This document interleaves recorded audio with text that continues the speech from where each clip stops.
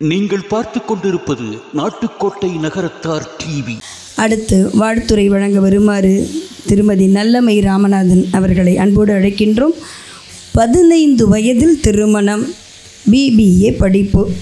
இது முதலில், பின்பு பல துறைகளிலும் நுழைந்து படித்து பட்டம் பெற்றவர்கள். ரெய்கி நோய் சிகிச்சையில் மாஸ்டர் பட்டம் பெற்றவர்கள். அக்குபஞ்சர் மருத்துவத்தில் டாக்டர் பட்டம் பெற்றவர்கள். வைரம் பற்றிய நுணுக்கங்களை அறிந்தவர். தோட்டக்கலையில் பயிற்சி பெற்றவர்கள். நறுமண சிகிச்சை, மலர் சிகிச்சை, படிக சிகிச்சை முறைகளை பற்றி பயின்றவர்கள்தான் என்னவோ இருவரும் இளமையாய் இருக்கிறார்கள் போலும். அத்துணை சிகிச்சையும் பயன்படுத்தி கொள்ளுகிறார்களாகவே இத்துணை சிகிச்சையிலும் இளமை இருக்கிறது என்பதை அவர்கள் வாயிலாக நாம் தெரிந்து கொள்ளலாம். இவர்கள் இயல்பாகவே இயற்கையை விரும்பி ரசிப்பவர்கள். தோட்டக்கலையில் ஆர்வம் மிக்கவர்கள். தென்னிந்தியாவிலேயே முற்றிலும் நவீனப்படுத்தப்பட்ட 4 திரையரங்குகளை கொண்ட அபிராமி தியேட்டர்ஸ் பிரைவேட் லிமிடெடின் செயல் இயக்குனராக உள்ளார்கள். இவர் தயாரித்து வழங்கிய ஊர் சுற்றலாம் வாங்க தொலைக்காட்சி நிகழ்ச்சிக்கு மிகச்சிறந்த தொலைக்காட்சி சுற்றுலா நிகழ்ச்சி என்ற விருதை பெற்றுள்ளார்கள். இது ரொம்ப அற்புதமாக இருக்கும். இந்த நிகழ்ச்சியில் என்ன சொல்லியிருப்பாங்கன்னா, எந்த ஊருக்கு போகிறோமோ அந்த ஊரில் என்னென்ன வசதிகள் இருக்குது, எப்படி போக வேண்டும், அங்கே எப்படி இருக்கலாம், எதையெல்லாம் பார்க்கலாம் என்றும் மிக விரிவாக அழகாக அதில் எடுத்து சொல்லி இருக்கிறார்கள். 2016-17 ஆண்டிற்கான மிகச்சிறந்த சமூக சேவைக்கான விருதை பெற்றவர்கள். 2010 மெகா டிவி இவருக்கு சாதனையாளர் விருதை வழங்கி கௌரவித்துள்ளது. VIT பல்கலைக்கழக வேந்தர் ஸ்தாபகர் திரு விஸ்வநாதன் அவர்கள் 2019 சிகரம் தொட்ட சேவை அன்னை விருது வழங்கி கௌரவித்தார்கள். பல தொலைக்காட்சி நெடுந்தொடர்களை தயாரித்து வழங்கியுள்ளார்கள். அவற்றுள் மாயாவி மாரீசன், மாஸ்டர் மாயாவி, தேவதை, அபிராமி, தெய்வ தரிசனம், பண்டிகை பலகாரம், நம்ம ஊரு, சுற்றுலா வாங்க நிகழ்ச்சிகள் நேயர்களின் ஏகோதிபத்திய பாராட்டை பெற்ற தொடர்கள். ஜி தமிழ் தொலைக்காட்சியில் சிவர் ரகசியம் என்ற நெடுந்தொடரை 166 எபிசோட்டுகள் ஒளிபரப்பி நேயர்களின் பாராட்டை பெற்றவர்கள். முக்கியமாக சொல்ல வேண்டியது, இன்னர்வில் மாவட்டம் 323 தலைவர் பதவியில் இருந்தபொழுது எண்ணற்ற சேவைகள் செய்து பாராட்டுகளையும் விருதுகளையும் பெற்றவர்கள். ஒவ்வொரு வருடமும் தீபாவளி பண்டிகை சமயத்தில் மாற்றுத்திறனாளி ஏழை குழந்தைகள் 1000 முதல் 1200 குழந்தைகள் மகிழ்ச்சியாக இருக்க மழலை ஒளி என்ற ஒரு நிகழ்ச்சியை நடத்தி வருகிறார்கள். 1999 ஆண்டு முதல் இன்று வரை தொடர்ந்து இன்னர்வில் சங்கங்களும் இணைந்து 6 முதல் 8 லட்சம் வரை செலவு செய்து மிகவும் சிறப்பாக செயல்படுத்தி வருகிறார்கள். இத்தருணத்தில் நல்ல கரவொலி எழுப்பி அவர்களுக்கு நிச்சயமாக பாராட்டினை தந்தே ஆக வேண்டும். மார்பக புற்றுநோய் விழிப்புணர்வு திட்டத்திற்கான பிங்க் அம்பாசிடர் மற்றும் மார்பக புற்றுநோய் விழிப்புணர்வு பற்றி நிறைய நிகழ்ச்சிகளை ஏற்பாடு செய்து பல கல்லூரிகளில் உரையாற்றி உள்ளார்கள். அன்னார் அவர்களை இங்கு வாழ்த்துரை வழங்க வருமாறு அன்போடு அழைக்கின்றோம். வாருங்கள். சென்னையில் வைர நகைகள் வாங்க Arunachalam, Ramnath, smart diamonds, traditionally modern jewellery, T Nagar, Chennai. ஆன்மீக ஆனந்தம் தரும் சிவம் திருநீர் அணிந்து சிந்தை குளிர்வீர். உங்கள் வாழ்வு சிறக்க சிவம் திருநீர் அணிவீர். வைர நகைகளின் வியாபார சாம்ராஜ்யம் சென்னை கோடம்பாக்கத்தில் KNC diamonds, carat and carat, Arimalam Muthu Kannan, Ranganayaki Kannan. ஆன்மீக சுற்றுலா அல்லது இன்பச் சுற்றுலா செல்ல வேண்டுமா? தொடர்பு கொள்ளுங்கள். Sri Murugan travel agency, number 10, வடக்கு ஆவணி மூலவீதி, மதுரை. எல்லா புகழும் இறைவனுக்கே. இங்கே ஒவ்வொருத்தரும் ரொம்ப அழகாகவே நிறையவே சொன்னாங்க. அதுவும் நம்ம ஆர்கிடெக்ட் சிவா அவர்கள் ஒவ்வொருத்தரையும் விடாமல் ரொம்ப அழகாக வாழ்த்துரை செஞ்சு 11 பேரையும் தன்னுடைய மனைவிமார்களோட ஆட்சிமார்களோட அழகாக அறிமுகப்படுத்தி கௌரவித்தாங்க. ஐ திங்க் பெரிய கரகோஷம் அதுக்கே கொடுக்கணும். எப்பொருள் யார் யார் வாய் கேட்பினும் அப்பொருள் மெய்ப்பொருள் காண்பதறிவு. ஸோ எல்லோரும் நிறைய கருத்துக்கள் கேட்டிருக்கீங்க. இங்கே அமைதியாக உட்காந்து கேட்குறீங்க, அதுவே ரொம்ப சந்தோஷமாக இருக்குது. நல்ல கருத்துக்களை எடுத்துக்கிட்டு நல்லா இல்லாத கருத்துக்கள் இங்கே விட்டுட்டு போயிடுங்க. இந்த கட்டட திறப்பு விழாக்கு எங்களை அழைத்து கௌரவித்ததுக்கு முதல்ல இந்த கமிட்டி அவர்களுக்கும் தலைவர் அவர்களுக்கும் என் மனமார்ந்த நன்றி. இந்த நேற்றே நாங்கள் வந்துட்டோம். ஏன்னா இன்றைக்கி வந்தால் கோவிலுக்கு போக முடியுமோ இல்லையோங்கிறதுக்காக நேற்றே வந்து அந்த காளஹஸ்தி ஸ்ரீ காளஹஸ்தி ஈஸ்வரனை தரிசனம் பண்ணி ஞானம்பையாயை தரிசனம் பண்ணிட்டு வந்தோம். என்ன அழகான தரிசனம், பார்க்காதவங்களாம் கட்டாயம் பார்க்கணும் நீங்கள். ஸோ அதை அழைச்சிட்டு போய் எங்களை அழைச்சிட்டு போனது நம்ம பில்டர் மாணிக்கம் அவர்களும் அந்த ட்ரஸ்டீஸில் 2 பேர் வந்தாங்க. தயவுசெய்து நின்றுங்க. ரொம்ப அழகாக எங்களுக்காக வெயிட் பண்ணி ரொம்ப அழகான தரிசனம். ரொம்ப நன்றி. அதுவும் இந்த ட்ரஸ்டீஸ் எல்லோரும் அவங்க மனைவிமார்களும் ஒரு தடவை எழுந்திரிச்சுன்னா எல்லோரும் அவங்கள, ஏன்னா நான் ஒவ்வொருத்தராக ஏற்கனவே சொல்லிட்டாங்க. ஸோ எனக்கும் சந்தோஷமாக இருக்கும் எல்லோரும் ஒன்றா பார்க்குறதுக்கு. தயவுசெய்து எழுந்து நின்று இந்த 11 பேரும், அதான் கிரிக்கெட்டர்ஸில் வந்து 11 பேர் அவங்க வெறுமனே பாலை தான் அடிக்கிறாங்க. இவங்க வந்து 6 அடித்து ஒரு பெரிய கட்டிடத்தை கட்டிட்டாங்க. டெஃபினட்டாக இவங்களுக்கு நம்ம மனப்பூர்வமாக, அதோட ஆர்கிடெக்டும் பில்டரும் அவங்களோட சேர்ந்து நின்றுங்க. Without you nothing can happen here. Thank you so much. I think அதுக்கப்புறம் இந்த உட்காருங்க. தேங்க்யூ. இந்த கூட்டத்தில் யாரெல்லாம் இந்த கட்டிடத்துக்கு நன்கொடை வழங்கியிருக்கீங்கன்னு எந்திரிக்கிறீங்களா? நிறைய பேர் எல்லா ஊர்லேருந்து வந்திருக்கீங்க. கொஞ்சம் எக்ஸசைஸ் தான் தூங்காமல் இருக்கிறதுக்கு. வாவ், பலத்த கரகோஷம் கொடுக்கணும். ஏன்னா நீங்கள் வந்து சும்மா கொடுத்துட்டு போல, இது ஆண்டாண்டுக்காக இருக்க போகுது. அழியாத சொத்து இதுதான். ரொம்ப நன்றி. அதாவது இந்த ஊருக்கு வந்து நீங்கள் காசியில் எல்லோரும் கொடுப்பாங்க, அது ஒரு முக்தி ஸ்தலம்னு. இது அடுத்த தென்காசி மாதிரி, இது அடுத்த முக்தி ஸ்தலம், அதாவது வாய்வு ஸ்தலம். ராகுகேது தோஷம் இருக்கிறவங்களுக்கெல்லாம் நீங்கன்னு. அதோடு இல்லாமல் இது வாய்வு ஸ்தலத்துக்கு வந்திருக்கிறதுனால எல்லாருக்கும் ஒரு வாய்வு முத்ரா சொல்லித்தரேன். ஏன்னா என்னை சொன்னார் முத்ரா ஸ்பெஷலிஸ்ட்டு, அதுக்காக இல்லை, இது உங்களுக்கு எல்லாருக்கும் ரொம்பவே உதவியாக இருக்கும். ஏன்னா சக்தி நம்ம கையில் தான் இருக்குது, நம்ம உடம்புல இருக்குது. எந்த உள்ளே இருக்க நம்மளுடைய இது பார்ட்ஸை நம்ம தொட முடியாது. இதயத்தை யாராவது தொட முடியுமா? நம்ம லங்ஸு தொட முடியாது, இன்டெஸ்டைன் தொட முடியாது. அதை தொட முடியாது காரணம் அது எல்லாம் உள்ளே இருக்குது, உறுப்புகள் அமைதியாக இருக்குது. ஆனால் அது வந்து அந்த சக்தியை வந்து கைனாலே நம்ம வந்து அதை தொட்டு அதுகளுக்கு உணர்ச்சிகளை கொடுக்கலாம். வாய்வு ஸ்தலத்துக்கு வந்ததுனால எல்லோரும் மறக்க மாட்டீங்கிறக்காக தான் இந்த முத்திரை சொல்கிறேன். அதாவது நம்முடைய ஆள்காட்டி விரல் எல்லாருக்கும் தெரியல, என்னோட சேர்ந்து பண்ணுங்கள். ஆள்காட்டி விரலை வந்து நம்ம அமுக்கணுன்னா இது வந்து வாய்வு. ஒவ்வொரு விரலுக்கும் அர்த்தம் இருக்குது. இது வந்து நெருப்பு, கட்ட விரல் வந்து நெருப்பு, இது வாய்வு, இது ஆகாயம் பஞ்சபூதங்களில். இது வந்து மண், அதாவது பூமி. அதனால தான் மோதிரம் போடுறோம் மண் ஆசைங்கிறதுக்கு. இது வந்து சுண்டு விரல் வந்து நீர், தண்ணீருக்கு.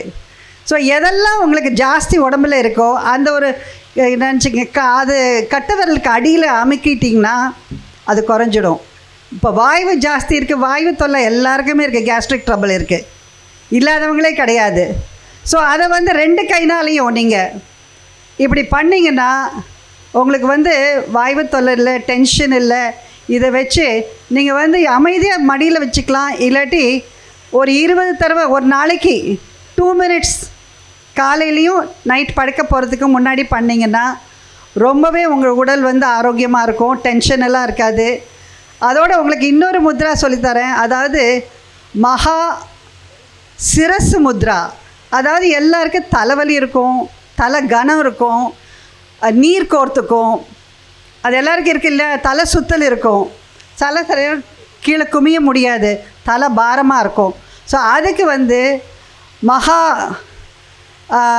சிரசு முத்ரான்னு, அதாவது நம்ம மோதிர விரல், இதுதான் மோதிர விரல் எல்லாருக்கும் தெரியும்ல, சின்ன விரலுக்கு பக்கத்தில் இருக்குது. மோதிர விரலில் கீழே நடுவில் சென்டரில் இப்படி மடக்கிக்குங்க. சென்டரில் மடக்கிட்டு இந்த சுண்டு விரலில் மட்டும் நீட்டிட்டு இதை பண்ணுங்கள். ஒரு நாளைக்கு 2 நிமிஷம், இல்லாட்டி கவுண்ட் பண்ணுறேன்னா கவுண்ட் பண்ணிக்கிங்க. ஆனால் ரெண்டு கையிலையும் சேர்த்து பண்ணணும்.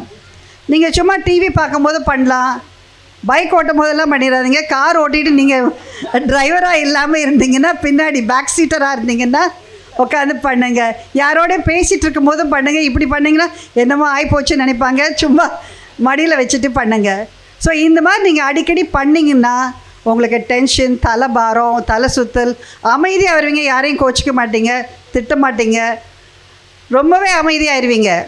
ஸோ தலை சம்மந்தப்பட்ட அடிக்கடி கோல்டு, அதாவது சளி பிடிச்சிட்டு நீர் கோர்த்துக்கும், நிறைய பேருக்கு அது இருக்கும். ஸோ இதை மாதிரி நீங்கள் பண்ணுறச்ச உடல் ஆரோக்கியமாகவும் உங்களுக்கு வந்து தலைவலி, தலை சுத்தல் அதெல்லாம் வராமல் இருக்கும். ஸோ இது ரொம்பவே அவசியம். அடிக்கடி பண்ணுங்கள். ஒரு நாளைக்கு 2 நிமிஷம். ஆக்சுவலி இது வந்து ஒரு 15 நிமிஷம் 20 நிமிஷம் பண்ணணும். அந்த அளவு இல்லாட்டியும் நீங்கள் காலையில் 2 நிமிஷம், நைட்டு படுக்க போகிறதுக்கு முன்னாடி 2 நிமிஷம் பண்ணிங்கன்னா ரொம்ப ஹெல்த்தியாக இருப்பீங்க. கட்டாயம் யாராவது பண்ணிவிட்டு எனக்கு சொல்லுங்கள். ஓகே. அதுவும் இந்த கட்டிடத்தை கட்டிட்டு இது வந்து அதாவது நமக்கு வந்து ஆண்டவன் கொடுக்குற வயசு வந்து 60க்கு அப்புறம் நம்ம வந்து எல்லோரும் நம்ம சாந்தி கல்யாணம் பண்ணுறோம். ஏதாவது ஒரு லைஃப் நமக்கு 60, அதான் 60 வருஷத்துக்கும் பேர் இருக்குது. அதுக்கப்புறம் நம்ம கொடுக்குற வந்து வயசு வந்து நமக்காக இல்லை, நமக்காக 60 வயசு வாழ்ந்துட்டோம் எல்லோரும். அடுத்தது பொதுநலத்துக்காக தான் ஆண்டவன் நம்ம படைச்சிருக்கான். ஸோ அதனால் நிறைய பொதுநலங்கள் பண்ணணும். இப்போ இந்த மாதிரி ஒரு விடுதி கட்டி எவ்வளோ பேருக்கு, அதுவும் இந்த 11 பேரும் சேர்ந்து எவ்வளோ சந்தோஷம். அந்த தலைவருடைய சந்தோஷத்தை பார்த்தாவே, முகத்தில் இருக்க பூரிப்பை பார்த்தாவே நமக்கு சந்தோஷமாக இருக்குது. சின்ன குழந்தையாட்டம் ஆகிட்டார் இவர். ஒரு சாதனை பண்ணிட்டோம் அப்படிங்கிறது இந்த 11 பேருக்கும் அவ்வளோ ஒரு திருப்தி. இன்றைக்கி ரொம்ப மனசு நிம்மதியாக, என்னாலே டெய்லி டென்ஷன் இருந்துகிட்டே இருக்கும். இதை பார்த்தோன்னா அதுவும் எங்கே வந்து பண்ணியிருக்காங்க, இங்கே வாயு ஸ்தலத்தில் வந்து கட்டியிருக்காங்க. ஸோ அந்த புண்ணியமே அவங்களுக்கு ஆண்டாண்டாக இருக்கும்.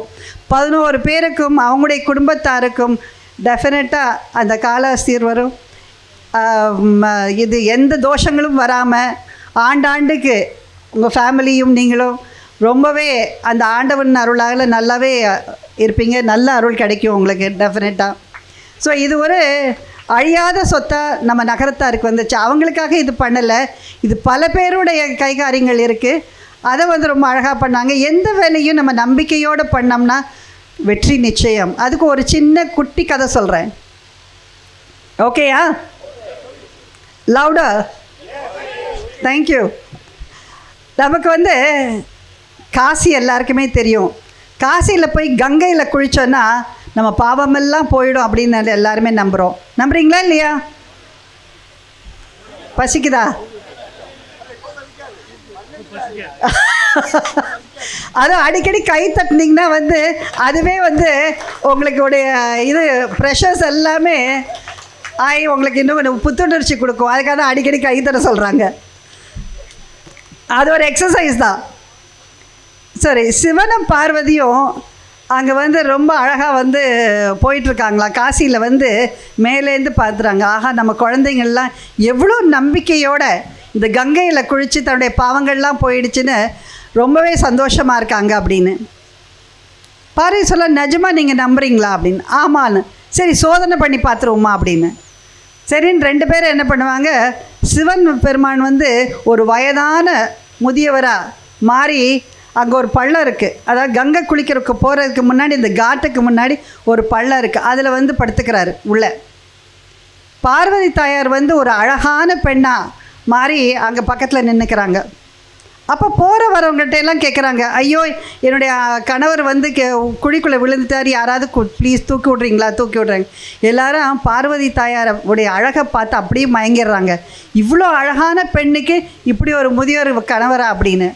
சரி, எல்லோரும் சரி வந்து உதவி பண்ணலாம் அந்த அழகான பெண்ணுக்குங்கிறதுக்காக தூக்கி விட போகும்போது பார்வதி தாயார் சொல்கிறாங்க, அவன் தொடறதுக்கு முன்னாடி நீ கங்கையில் குளிச்சுட்டு வந்து தான் அவரை தொடணும். ஆனால் உன் பாவமெல்லாம் போயிட்டு நீ நம்பினா தான் தொடணும், இல்லாட்டி நீ வந்து இங்கேயே இறந்து போயிடுவ. அவரை தொட்டாவே நீ இறந்து போயிடுவ, உன் பாவமெல்லாம் போகாட்டி. அவர் அவ்வளோ புண்ணியவான் அப்படிங்கிறாரு. அப்போனா நமக்கு எதுக்குடா இந்த வம்புன்னு எல்லோரும் போக ஆரம்பிச்சிட்றாங்க. ஒருத்தரும் கூட நம்பிக்கையில் நான் வந்து கங்கையில் குளிச்சுட்டு வந்தேன், எனக்கு பாவெல்லாம் போயிடுச்சு, நான் தூக்கி விட்றேன்னு ஒருத்தன் கூட நம்பலை. ஏன்னா நான் அங்கே இறந்து போனான்னா நம்ம ஃபேமிலி என்ன ஆகிறது, நம்ம தொழில் என்ன ஆகிறது, ஒவ்வொருத்தருக்கும் அந்த பயம். ஸோ அதனால் இல்லைம்மா நீனே பார்த்து கொஞ்சம் முயற்சி பண்ணி தூக்கிக்கோன்னு போயிடுறாங்க. சீனிவாசனுக்கு தூக்கம் வந்தாச்சு. அதனால் என்ன அவர் தூக்க வேண்டாம். அப்போ வந்து ஒரே ஒரு இளைஞர் மட்டும், அம்மா நான் தூக்கி விடுறேம்மா, அதனால் நான் வந்து குளிச்சுட்டு வந்து உன் கணவரை நான் தூக்கி விடுறேன், எனக்கு நான் நம்பிக்கையோடு தான் இருக்கிறேன், அந்த பாவமெல்லாம் எனக்கு போயிடுச்சு அப்படின்னு சொல்லிவிட்டு கங்கையில் ஸ்நானம் பண்ணிட்டு வந்து அந்த சிவபெருமானை வந்து தொட்டு தூக்குறார். தூக்குன உடனே சிவபெருமானும் பார்வதி தாயாரும் தன்னுடைய சுய உரத்துவத்தில் ஒழியாக வந்து அவருக்கு ஆசீர்வாதம் கொடுத்து, தம்பி இவ்வளோ நம்பிக்கையோடு நீ பண்ண அப்படின்னு அந்த பூத உதடோடு அவர் வந்து தன்னோட இணைச்சிக்கிறாங்க. ஸோ ஏன் இதுக்கு இந்த கதை இன்றைக்கி சொன்னேன்னா, அதாவது நம்ம நம்பிக்கையோடு நம்ம எந்த வேலையும் செஞ்சோம் வெற்றி நிச்சயம்தான்.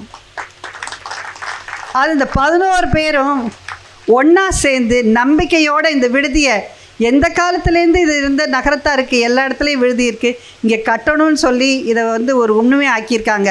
அவங்களுடைய நம்பிக்கையை தான் இதுக்கு காரணம். ஸோ இந்த நம்பிக்கையோடு நம்ம இன்னுமே நகரத்தாருடைய பெருமையை நம்ம பேசி நம்ம முன்னோர்கள் நமக்காக பண்ணது இன்னும் சாதனைகள் நீங்கள் ஒவ்வொருத்தரும் இன்றைக்கி வந்து இந்த திறப்பு விழாவில் கலந்துக்கின அத்தனை பேரும் ஏதாவது ஒரு சாதனை பண்ணியே நீங்கள் ஆகணும். ஸோ சாதனையாளராக மாறுங்க. நாம் நகரத்தார் பெருமக்கள் வந்து நம் நகரத்தாருடைய பெருமையை இன்னும் காப்பாற்றணும். ஆண்டாண்டுக்கு மற்றவங்களாம் நம்ம வைக்கிற மாதிரி இன்னும் நம்ம வந்து கோட்டை மாதிரி வீடு மட்டும்தான் இருக்குது. நம்ம மனசும் நம்முடைய செய்கிற செயலுமே ஜாதி மதம் பார்க்காம கட்டாயம் நம்ம வந்து முன்னுக்கு வரணும். எல்லாருக்கும் உழைச்சி நம்ம தரத்தையே நம்ம உயர்த்தணும். அதான் கேட்டுக்கொள்கிறேன். அப்புறம் வந்து உங்களுக்கு எல்லாருக்கும் இது சொல்லித்தரேன். இன்னும் ஒரே ஒரு ப்ரெஷர் பாயிண்ட் மட்டும் சொல்லித்தரேன் நான் முடிக்கிறதுக்கு முன்னாடி. வலி இல்லாத ஜீவனே கிடையாது. தலை வலிக்கும், கால் வலிக்கும், கை வலிக்கும், எல்லாருக்கும் வலி இருக்கும். இருக்குதா இல்லையா? இருக்குல்ல? அதுக்கு ஒரே ஒரு ப்ரெஷர் பாயிண்ட் சொல்லித்தாரு. நிறையா சொல்லி கொடுத்தா இங்கேயே மறந்துட்டு போயிடுவீங்க. நான் அப்போவே சொன்னேன், எல்லாத்தையும் மறந்துட்டு இங்கேயே விட்டு போயிடாதீங்க. ஒன்று சொன்னேன் வாய்வு முத்ரா, இன்னொன்று மகாசிரசு முத்ரா. இது வந்து வலிக்கு இட்ஸ் அனாலஜிக் பாயிண்ட். எல்லாம் நவால்ஜின் சாப்பிட்றீங்க, இபுஜிசிக் ப்ளஸ் சாப்பிட்றீங்க, எல்லாமே ஏதாவது ஒரு வலி வந்தால் ஒரு மாத்திரை சாப்பிட்டாரிங்க, முழுங்கிட்டா போதுன்னு. இப்போ யாருக்காவது ஏதாவது வலி இருக்குதுன்னா நான் சொல்கிறத பண்ணுங்கள், வலி போகுதா இல்லையா பாருங்கள். மேஜிக் மாதிரி மறைஞ்சு போயிடும். அதாவது கையை இப்படி வச்சுக்கோங்க, இந்த 2 பள்ளத்துலேயும் ஒரு குழி இருக்கும் பாருங்கள், இருக்குதா? எல்லோரும் தொட்டிங்கன்னா தெரியும். அந்த இடத்துல இப்படி தம் வச்சு, அதாவது கட்டவரில் வச்சு இப்படி அழுத்தம் கொடுங்க. அழுத்தம் கொடுத்து மெதுவாக 21 தடவை சக்கெல்லாம் அழுத்தம். இந்த பக்கம் இப்படி, அப்புறம் இப்படி உள்ளங்கையில் புறங்கை அங்கே. ஸோ அங்கே வந்து இப்படி அழுத்தம் கொடுத்தீங்கன்னா இந்த இடம் இந்த மாதிரி அழுத்தம் கொடுத்துட்டே இருங்க. என்ன வலியாக இருந்தாலும் உடனே மறைஞ்சிடும். அடிக்கடி பண்ணிட்டு இருந்தீங்கன்னா அந்த வலி வர்றதை மாத்திரை சாப்பிட்றத குறைச்சிட்டு இதை பண்ணுங்கள். எல்லோரும் நலமாக இருங்கள், சிரிச்சிட்டே இருங்க, சந்தோஷமாக இருங்க. சாரி, திருப்பி சொல்லவா? போர் அடிக்க போகிற. ஒன்று வந்து வாயு முத்ரா சொல்லி கொடுத்தேன். ஓகேயா? எல்லாருக்கும் தெரியுதா? வாயு முத்ரா. இன்னொன்று வந்து மகாசிரசு முத்ரா, அதாவது ரிங் ஃபிங்கர். நாங்கள் மோதிர விரலில் வந்து நடுவில் வைங்க, இது 2 இதோட டச் பண்ணுங்க. சுண்டு விரல் மட்டும்தான் வெளியில் நிற்கணும். ஓகே, இதுக்கு பேர் மகாசிரசு முத்ரா.